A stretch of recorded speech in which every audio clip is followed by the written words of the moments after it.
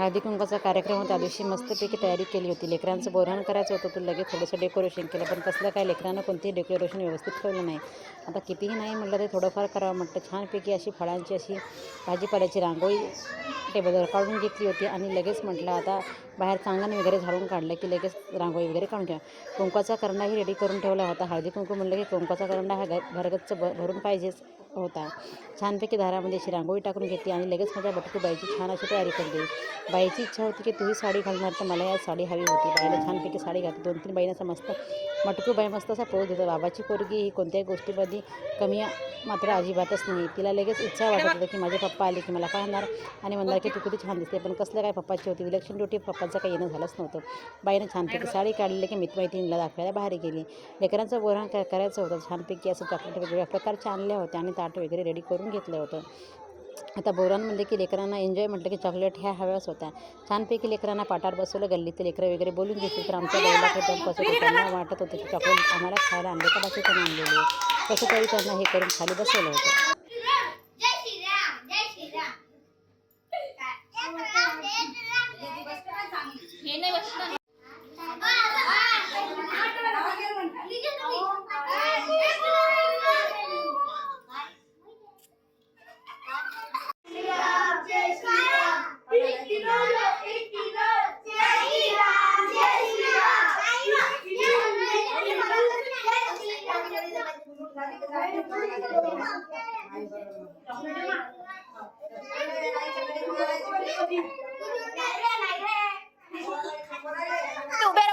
उभे राहा.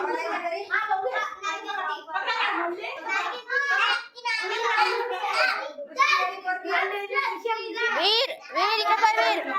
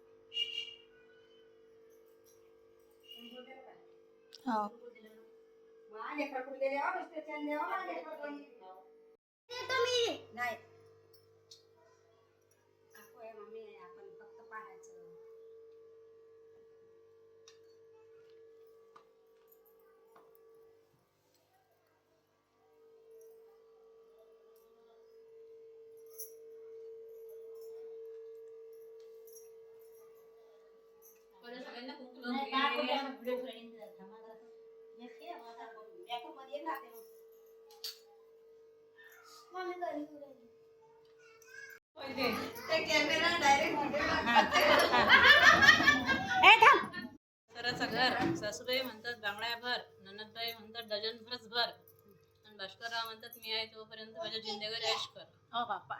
नको मला चांदी, नको नको मला हिरे मोती. आणि रामचं नाव घेते संक्रांतीच्या दिवशी. मी हळदी कुंकू देता तरी सुद्धा चांगलं सांग. हे चॉकलेट बरोबर उसको आणलेलं काढलेलं हे सगळे टाकलं दे फोटो काढायचे. डोक्या घ्या व्हिडिओ घ्या. चला आपण आता ते टाकून सर्व चॉकलेट